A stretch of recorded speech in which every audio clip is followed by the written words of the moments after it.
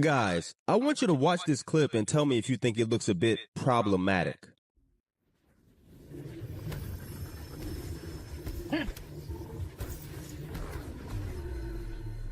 Huh. I can't be the only one that thinks this looks weird, right? Very. Just look at what we're seeing. The developers made a big buff Terry Crews built black man walk over to a skinny, bald, frail white woman, get on one knee, bow to her, and then pat him on the head like, "Good boy." I mean, when I... That's an absolute utter fact, bro. That shit is hilarious. No, but for real, bro, that's how they do. That's how they play it off in the movies, shows, all kinds of shit. They always pull that fuck ass shit. They always do that shit. They always do that shit. first saw this, I couldn't believe my eyes. I said to myself, this gotta be selective amnesia because there's no way the writers don't know about slavery, right?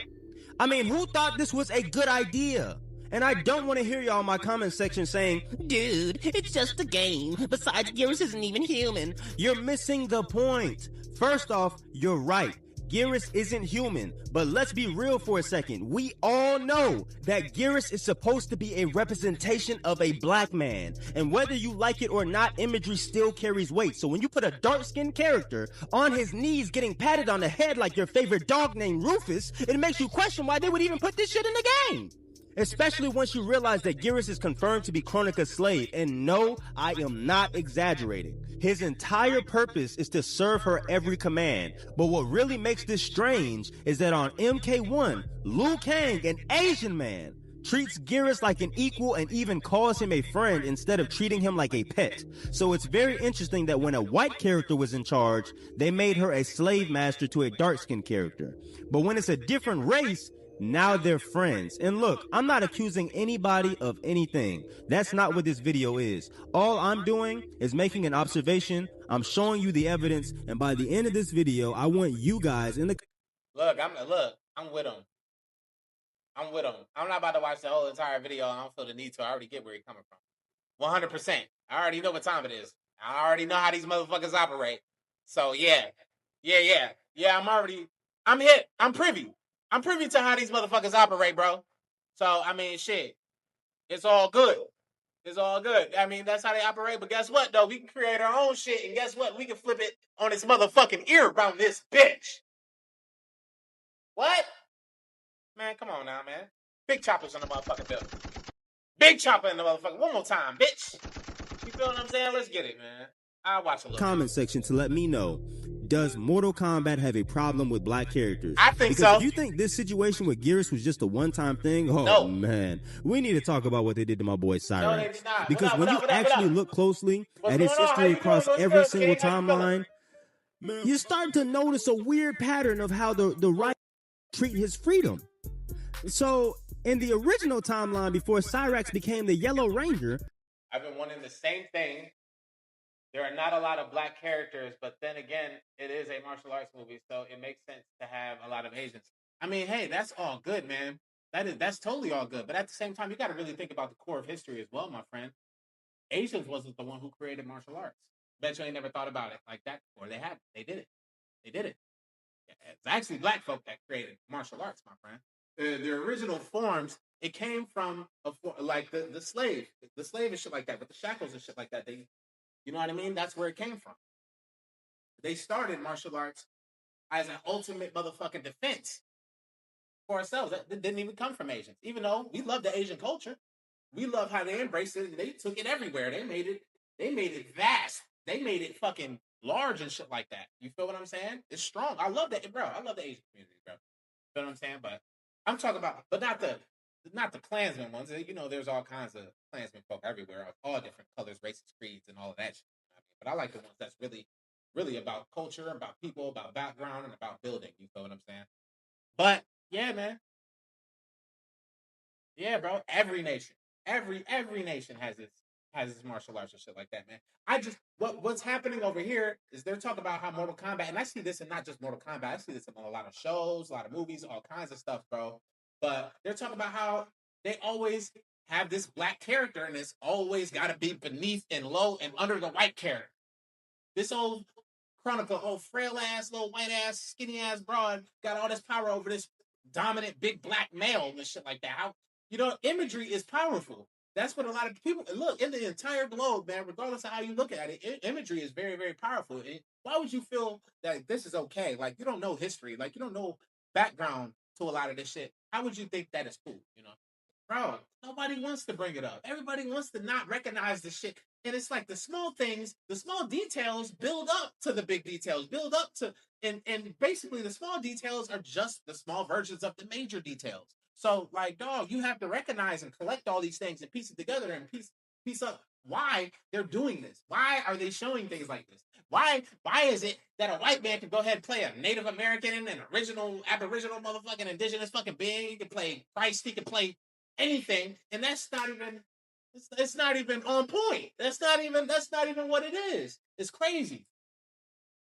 In every series, I see that there is one black character that always get their ass whooped or sacrifices themselves. Like, the thing is, bro, there's always what I be saying, especially what they're showing here about Mortal Kombat, is that they're always putting them beneath, or they're always having them get killed and destroyed by motherfucking outside sources and shit like that. It has to be white, something that's ruling over them and shit like that. It has to be like that. And like, it's crazy. It's crazy. It makes absolutely no damn sense. I mean, there's like, okay, so there what like Blade, like which ones are you referring to? All right, I had to fix that real quick. But yeah, no, but there's like, you got shit like Blade, you got shit like Black Panther and shit like that. Even though they created Black Panther, for you to totally forget that there was a whole group of real motherfuckers called Black Panthers, shit like that was actually out here changing the world and literally had massive groups of white folks afraid of these motherfuckers. Literally, quite afraid of them. He was a black man from Botswana, Africa, who got inducted into the Lin Kuei clan alongside people like Sub-Zero, Smoke, and Sector, right? And while he was with them, he rose up the ranks fast as hell because he was incredibly skilled at martial arts, which naturally captured the eye of the Grand Master. But the Grand Master must have been high on that Coco Loco because he was doing some shady stuff behind the scenes. What? Tell me why this man wanted to turn his entire clan into emotionless, ruthless killing machines by transforming them into robots. Now, any sane person would say hell no, which is exactly why Cyrax took off faster than a fat man getting invited to a free all-you-can-eat buffet. But somehow, some way, they tracked him down, kidnapped him, and did him dirty. They ripped apart his body outside of his vital organs, wiped his memories, and turned him into a robot slave. Now, some of you are probably thinking, oh, but in the original timeline, Smoke and Sector got turned into robots too, which is true. But Cyrax's fate was 1,000,000 times worse, and I'm going to tell you why. So for starters, Sector actually wanted to be turned into a robot, so he doesn't... He still got that Coco Loco in his hand. That's crazy, bro. Doesn't really count. He's happy with being a robot. But Smoke, he didn't want no parts of that. So what makes Smoke different from Cyrax? Now, how is it that we can discriminate anything? Look, man, imagine this. A parasite by the name of Yellow Ranger is controlling your body. But crazy. One day you snap out. And unfortunately, you have to keep snapping out because you and Yellow Ranger are in a never-ending war for control until one day, by the grace of the heavens, Sonya and Jack see you fighting against your own programming and decide to help you. But immediately after gaining control of yourself, you come to a terrifying realization. You are now a robot. That's crazy. Do you know how traumatic that is? I'll tell you how traumatic that is. Cyrax was so disgusted with what he had become that he spent the rest of his life desperately trying to become a human again. And he never got the chance to because he died a damn robot. But Smoke, on the other hand, never had a chance to process what he had become, so he didn't have to deal with the trauma that Cyrax did. And on the rebooted MK9 story, Smoke was never turned into a robot. Instead, it was Sub-Zero. But by MKX, Sub-Zero was back to his normal self again. You know who wasn't, though? From MK9 all the way up to MK11, Cyrax was a robot slave who was never freed from his programming. That's fucked. And when he finally is free from Yellow Ranger on MK11, he immediately had to sacrifice himself by shutting himself down to help Scorpion and Sub-Zero. But he never woke back up because the timeline was erased. Then we don't see Cyrax again until the Chaos Reigns DLC on MK1. But wouldn't you know it, they gender swapped his character to a female, which, look, that's cool. I don't have no problems with that. But why did you reduce her to a second in command? The entire story is centered around Cyrax, but instead of making her a badass independent leader, they took Sector, the character from previous timelines that was always Cyrax's peer, turned Sector into Cyrax's master. That shit is fucking outrageous. I can't even front. It's so obvious, bro. It's so obvious. It's so fucking obvious, gang. So extremely fucking obvious. Then turns Sub-Zero into her Grandmaster, and from there, Cyrax spends the whole damn story mode seeking approval from Scorpion, all because she was manipulated by Sub-Zero and Sector into crashing Scorpion's wedding. And yes, I said seeking approval, because Cyrax literally apologizes to him mid-fight at the very beginning of the game and basically explains that she didn't know what was going on, even going as far as telling Scorpion to kill her to atone for her actions, which is a huge apology because I would never, especially if I knew I was manipulated. But this is ultimately why Scorpion's wife convinces him to spare Cyrax. Yet for some reason, even though he spares her for being completely innocent, he stays angry at her, which leads to Cyrax going from apologizing to actively seeking his approval throughout the story. The first time she tries to seek his approval is when they're in Havoc's lair and she brings up the issue out of the blue and tries to get him to understand that humans make mistakes. The second time was when she sacrificed herself by falling off of a fucking cliff to save Scorpion from falling, but she only did that to get back on Scorpion's good side. And the third time is at the very end of the game, where she invites Scorpion to her place just to try and apologize to him before the conversation even starts. Like, how many times do you need to apologize before it comes off like you're seeking approval? You were manipulated. It wasn't your fault. Which is why at some point Scorpion says this: I had no business judging you for believing Bihan's lies. But nonetheless, she finally gets Scorpion to forgive her, and guess what happens next? He invites her to be a part of the Shirai Ryu clan, and he becomes her new master. Part of me thinks Scorpion is just doing this shit to get back at her for ruining his wedding, but the point I'm trying to make is that they literally reduce Cyrax's character to just being a really good sidekick, and that is a huge recurring problem with Mortal Kombat and their black characters, as we're about to see. So let's continue with Jax. That's crazy. First and foremost, we need to address a harsh truth. What's up, gang? Jax... What's the fucking word, bro?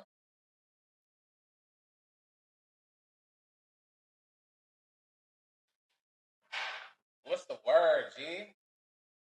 Just ain't here screaming, homie. Wouldn't be a part of Mortal Kombat if it wasn't for Sonya getting captured. The only reason why Jax was brought into the Mortal Kombat tournaments was because he tried to save Sonya and got dragged into the drama.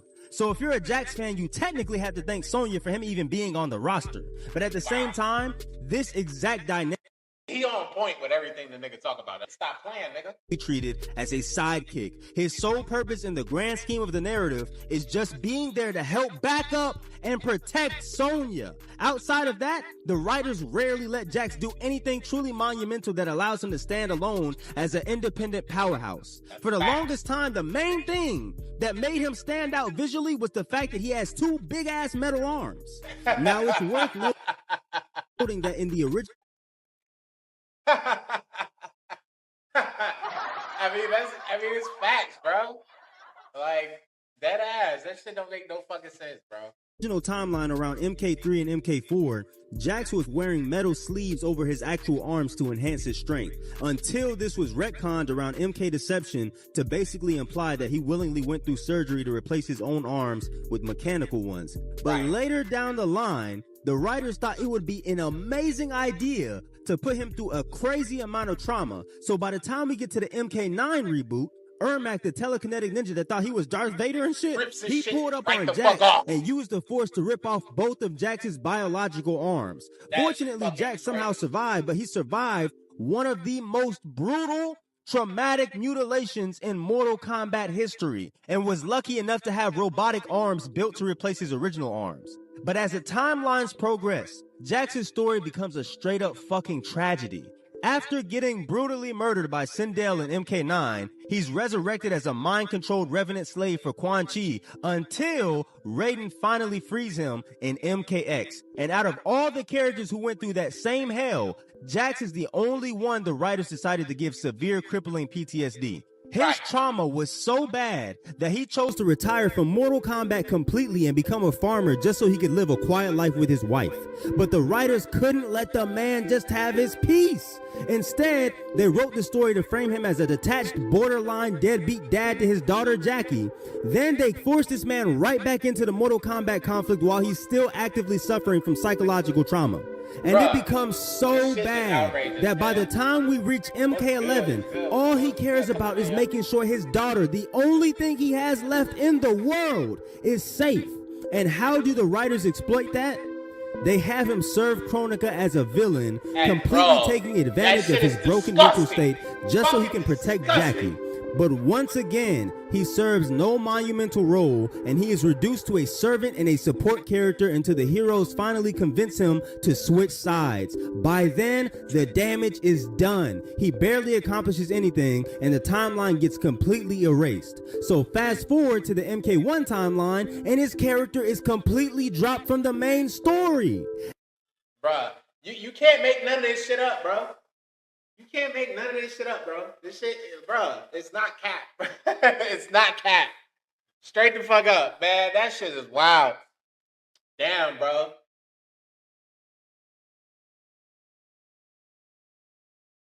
Bro, facts. Like, facts, bro. Like, it's crazy. Bro, they don't understand. People don't understand that imagery, bro, and everything that they put in these shows and movies and shit like that. This shit is it's on purpose, bro. They show you really how they feeling, and they show you, just like when people grow up and see certain things as a pattern, they think it's normal, especially when it's in, look, media is one of the biggest superpowers, bro. So if they can put it in your shows, they can tell you visually, which is why television programming, they're telling you visually to program, my nigga. That this is how they're doing it. They can do it just like this. So every time you see a nigga bowing down to this fucking skinny ass white bitch, nigga, you think, oh, that's some normal shit. Niggas is supposed to be below the white. You know what I mean? This shit is, bruh, this shit is ridiculous. Shit is fucking ridiculous, chat. Except for one scene. Now, can somebody please tell me why the only scene where Jax is the main focus, it shows him struggling to survive and then getting murdered by Havoc? Yeah. Mind you, this is the last kill of the entire story before the Havoc DLC. I would rather y'all not even put him in the game if you were gonna do him like this. Right. And speaking of not putting someone in the game, where the fuck is Jade? Now,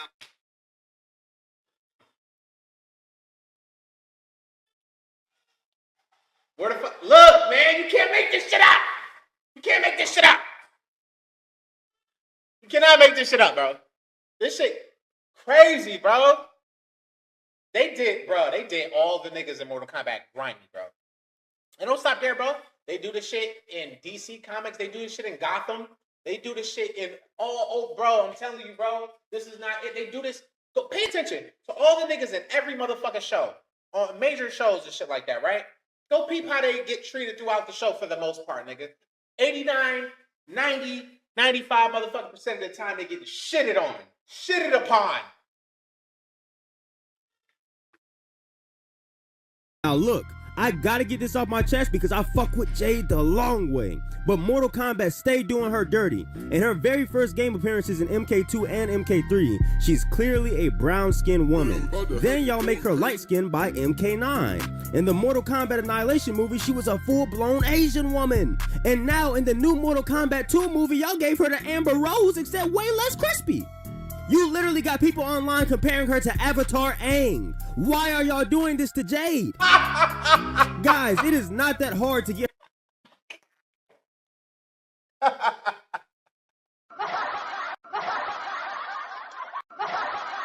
Bro, never. Hey, yo, he hit her with.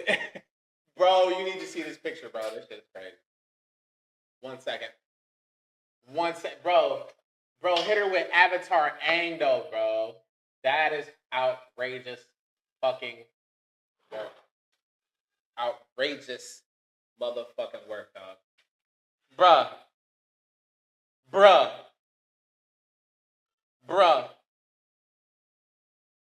That's fucking outrageous, gang. That shit is outrageous. That's outrageous.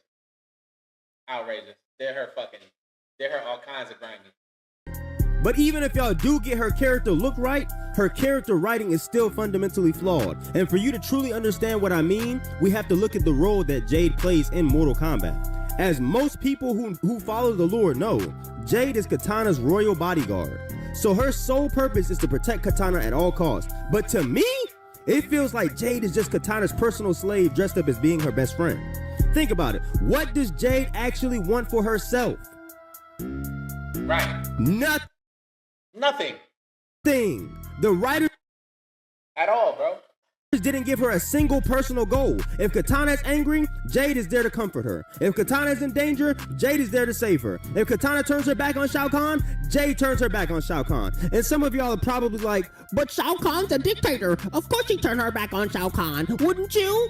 Well, duh. But this is what you're missing. Jade's entire identity is completely built. Nigga, it's obvious. Like, nigga, look. Like, my nigga. That shit is crazy, bro. That shit is so crazy, gang.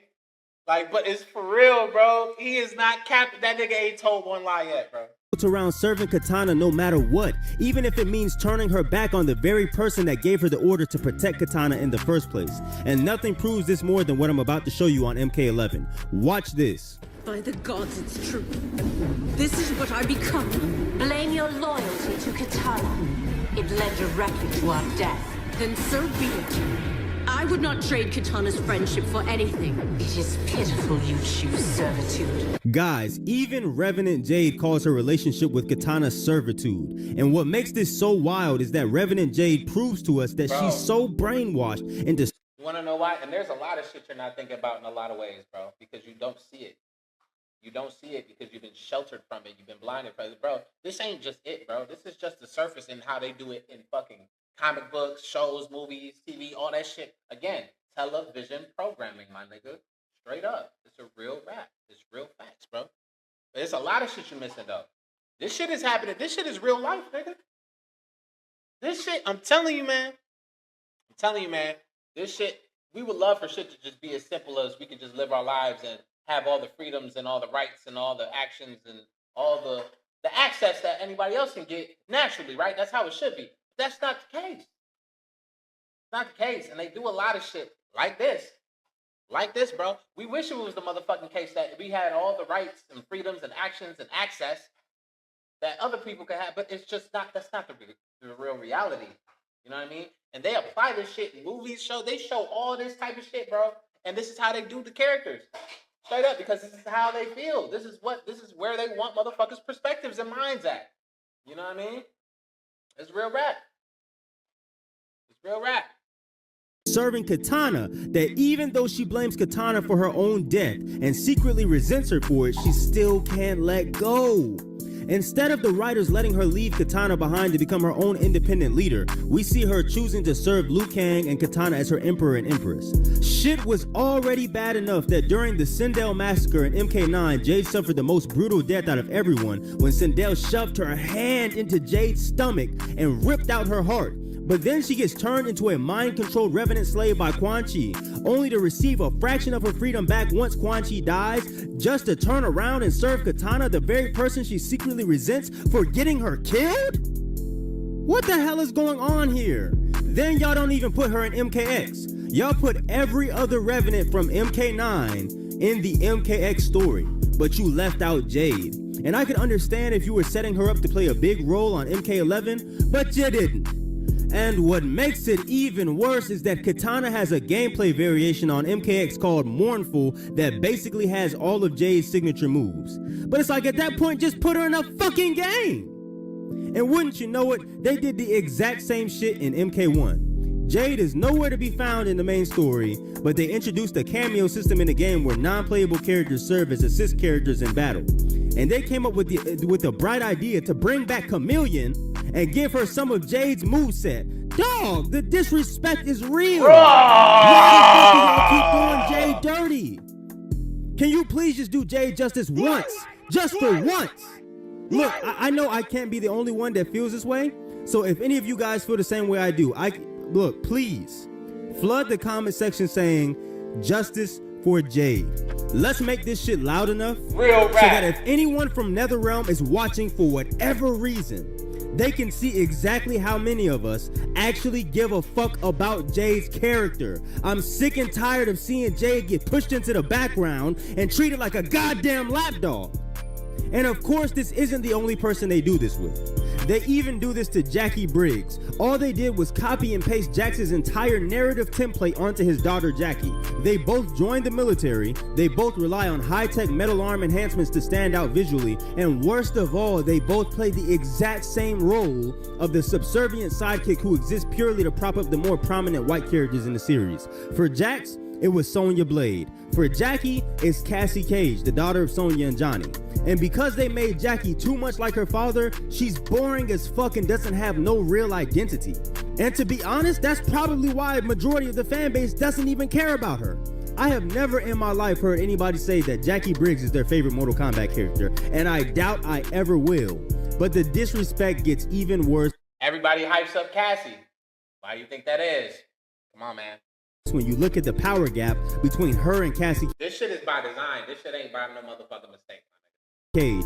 The writers basically turned Cassie Cage into the next chosen one of the franchise because apparently the green glow attack she inherited from her father allows her to slay gods. Meanwhile, Jackie isn't allowed to be anywhere near her level of power, relevance, or skill.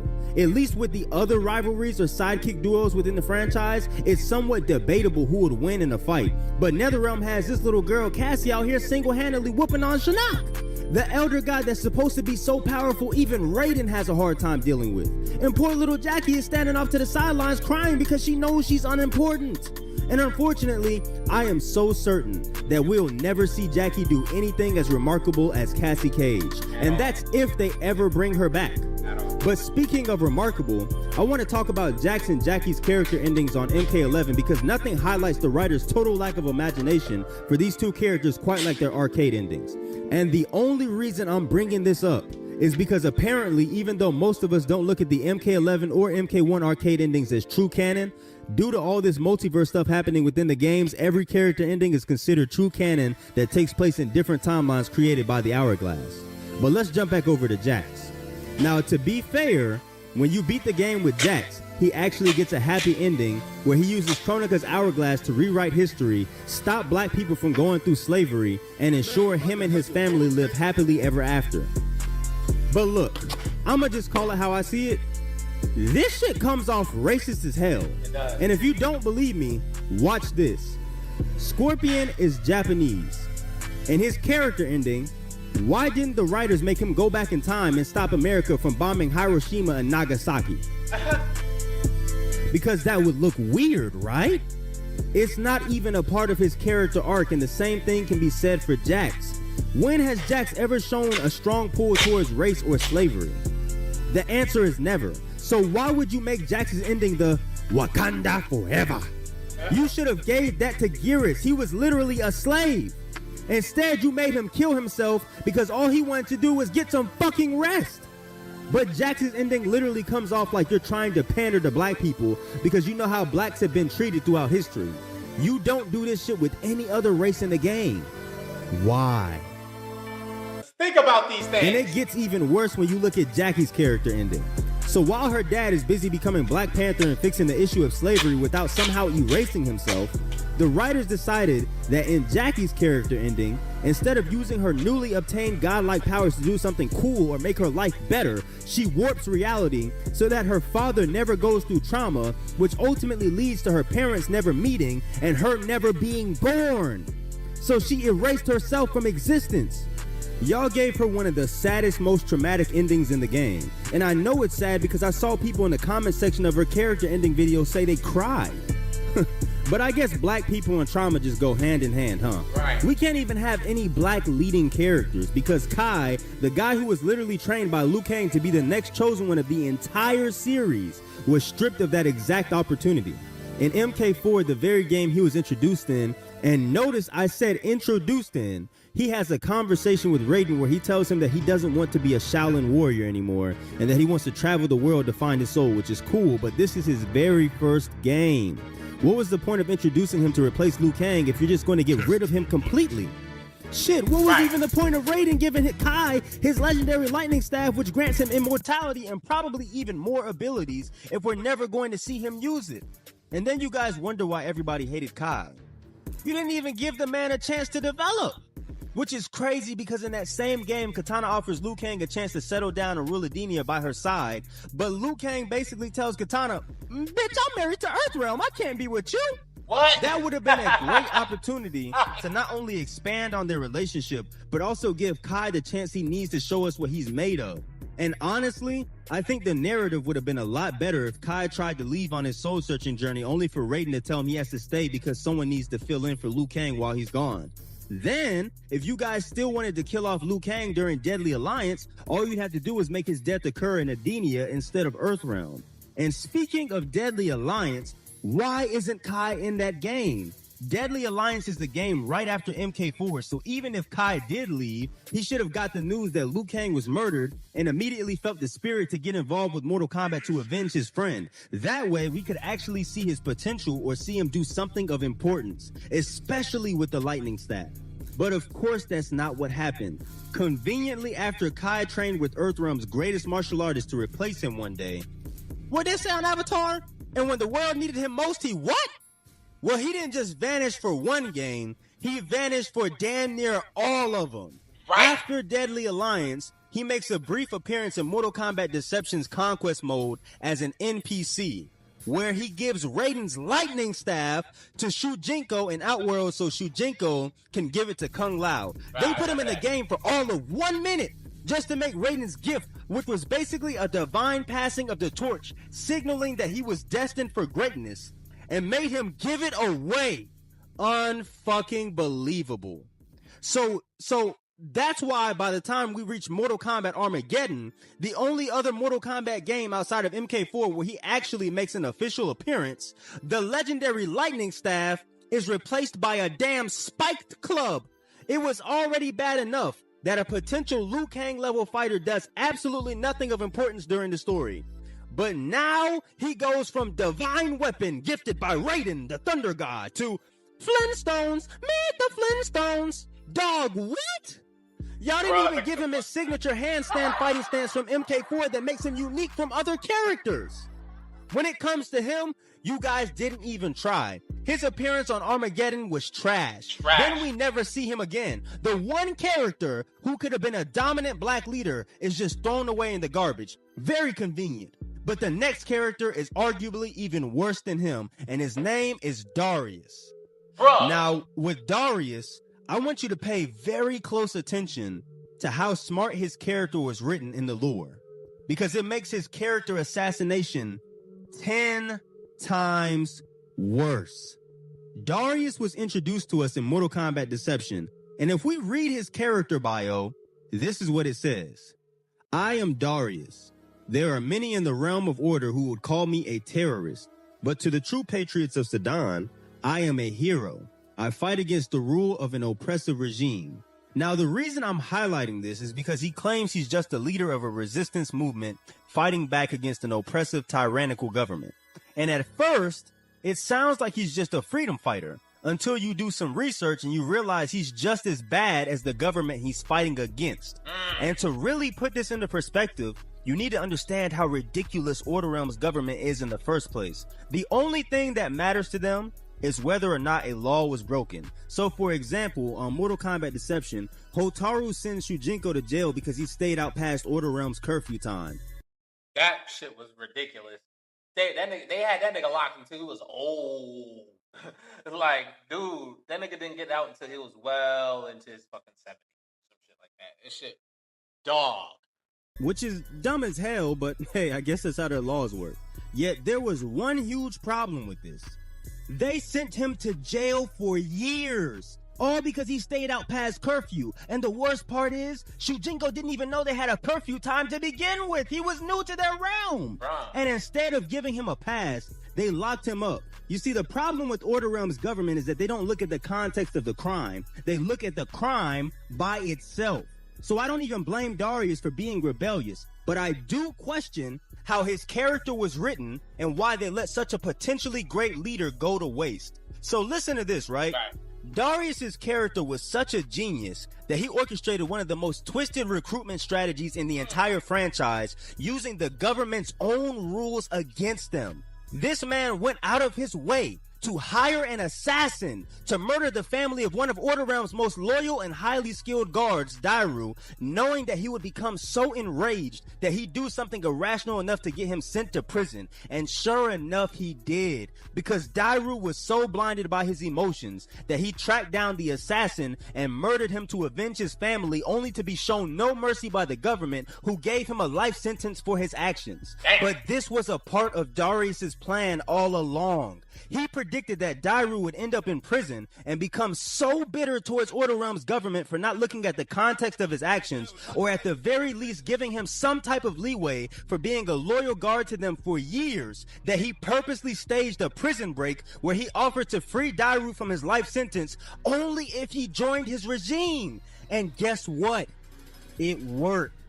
He successfully manipulated Dairu into joining his cause. Think about how twisted and genius that was. Damn. Darius didn't just recruit a soldier, he created one. But it's for this very reason that the writers also do him dirty as a black character.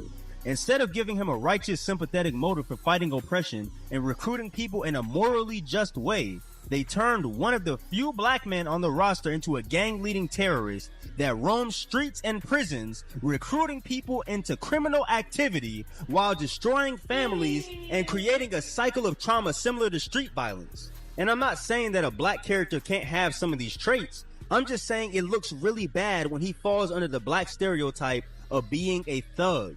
But this is my real issue with his character. You gave this man the brain of a Joker-level political mastermind, then completely ignored him. And when you brought him back, by the time MK1 comes around, he's reduced to a random bad guy that has no dialogue despite being in his story mode multiple times. He's literally there just to get his ass whooped to help push the plot. And he plays the sidekick role to Havoc. Damn, I mean, the guy's only in 2 other Mortal Kombat games outside of MK1. You couldn't make him do anything cool? Y'all put him in the story mode just to make him a nobody. This is the epitome of saying you hate Darius without saying you hate Darius. You can just tell this is a character they don't care about. And apparently, they don't care about Tanya either. Take a look at the screen. This is Tanya from her first appearance in MK4. Now I want you to tell me what race of people she looks like. Most of you probably said she looks like a black woman, and you are absolutely right. That's exactly what she's supposed to be. Now here's Tanya from MK Deception and Armageddon. And I don't know about you, but to me she still passes as a black woman, although she does look pretty different from her original design. Now here's Tanya from MKX. This is not a black woman. This is a white woman. And the fan backlash was so bad that NetherRealm had to redesign her character model before releasing her in the DLC. Oh my god! But bro. even That's then, fucking hilarious. To me, this does not resemble a black woman. I don't know what the hell she is, but she is not black in my book. Then by MK1, this is how Tanya looks. They made her black again, but she looks nowhere near her original design. If you showed me her character design from MK4, then showed me her character design from MK1, I would literally think those are 2 different characters. So why am I showing you this? Because they obviously don't respect the fact that she's supposed to be a black woman. And even when they do, they don't make her look anything like her original design. And don't get me wrong, Mortal Kombat is known to drastically change how their characters look. But 9 times out of 10, they always have a defining trait that lets you know who they are. For example, Reptile from Deadly Alliance looks nothing like Reptile from MK1. But MK1 Reptile is wearing his signature green ninja outfit and literally transforms into the lizard that gave Spider-Man a run for his money. So you know he's Reptile. Cyrax and Sector were both male cyborgs, but in MK1, they're both females wearing high-tech suits with Cyrax and Sector's colors letting you know they're Cyrax and Sector. Raiden from MK9 looks nothing like Raiden from MK1, but because Raiden is wearing his signature straw hat and shooting electricity, I know for a fact that's him. MK1 Tanya though? She has nothing that reminds you of Tanya from previous games. Watch this. In the original timeline, Tanya was a treacherous, backstabbing, evil character that only cared about power and survival. On MK1, Tanya is a kind, loving, and caring person that is extremely loyal. In the original timeline, Tanya's weapon of choice was called the Kobo Jutsu Tanfa. On MK1, they said, fuck Tanya's signature weapon, we're gonna give her something called the 3-section staff. In the original timeline, Tanya was the daughter of a powerful ambassador. On MK1, Tanya doesn't even know her parents. In the original timeline, Tanya was a diplomat for other realms. On MK1, Tanya is a royal bodyguard for Katana and Melina. This is literally Jade, even down to the fact that her weapon of choice is a variation of staff. You guys can't convince me that the studios don't hate Jade. They destroyed Tanya's character, chose not to put Jade in the game, and then made Tanya replace Jade. But the one thing they decided to keep was making Melina have a secret romantic relationship with Tanya. And look, I get that they wanted to build on the relationship dynamic that started on MKX, but why did you have to completely destroy everything else that made Tanya who she was while disrespecting Jade? Guys, please leave a justice for Jade in the comment section. Shit, and while you're at it, you might as well leave justice for Tanya too. This writing comes off lazy as hell, and I know the only reason you replaced Jade for Tanya was so you could put her in a relationship with Melina for marketing purposes. You did the same thing on MKX when you gave Melina lips just so we could have a controversial scene where she kisses Devora. Not everything needs to be forced into the game, and you really could have been a lot more subtle about how you did Melina and Tanya's relationship. But who am I to judge? It's not like you were subtle about destroying Tanya's original character, and that's the real pattern here. It feels like the studio views their black characters as puzzle pieces they can just reshape whenever it suits them, rather than legacy characters who deserve consistency, independence, or leadership. But maybe I'm wrong.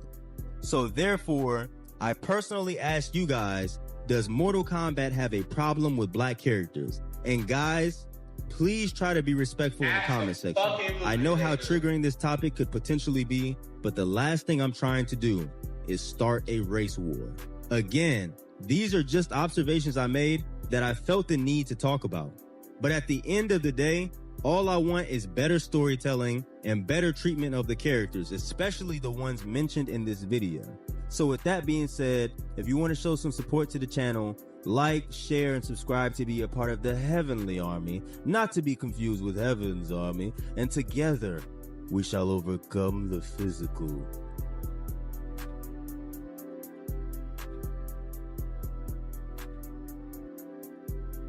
Crazy, yo. Hey, chat. Hey, what's y'all take on that? Yeah, gang. Shit, it's crazy.